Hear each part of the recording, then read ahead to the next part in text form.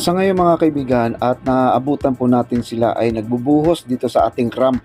At itong ramp na to, kunti na lang po, pasalubong na po sila dito sa kabila. Ayan, makikita nyo yung kulay kalawang dyan na I-beam. Sila po ay magsasalubong na. Bali, siyam na lang po na poste. Yan po ay hindi ko alam kung anong tawag dyan sa malaking host na yan. Yan, yung boom lang boom truck ang pagkakaalam ko. Ayan po, at hindi po sila nahirapan maglalagay o magbubuhos ng semento dahil meron tayong mixer. Kaya sandali lang po, mga siguro wala pang kalahating oras. So ay tapos na po ang kanilang pagbubuhos. At nakausap po natin ang namamahala dito at sila engineer, no? Hindi ko na babanggitin, dalawa pong engineer dito.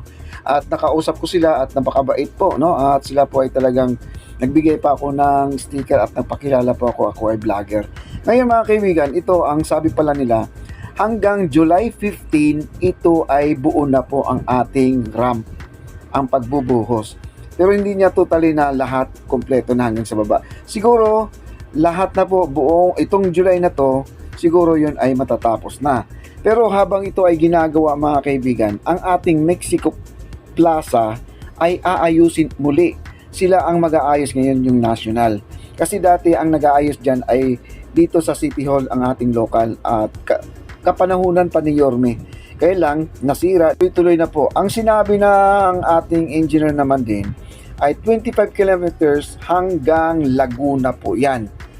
Tapos doon sa kabila, tapat nito, yung kabila tawid, ay magkakaroon din ng esplanade 25 kilometers. Kumbaga ay nasa 50 kilometers po. Ganun po katagal pong trabaho na yan mga kaibigan.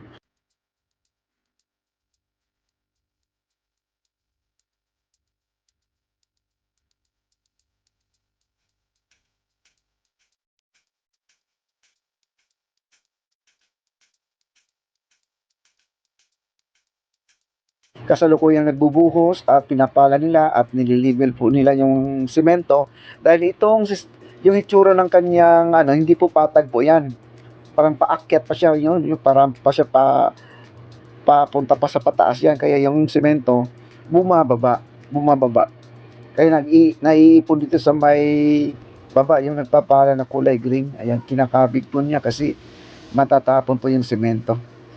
Kaya po guys, ganyang kalaki, kayang-kaya yung isang mixer truck po mga kaibigan.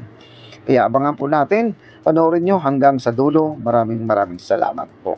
Huwag nyo kakalimutan ang ating mag-subscribe at pindutin ang ating notification bell para naman po ay updated tayo sa lahat ng mga video ni Papa D Channel. At maraming salamat. Bye-bye. Panoorin hanggang sa dulo. Nakaka-excite po.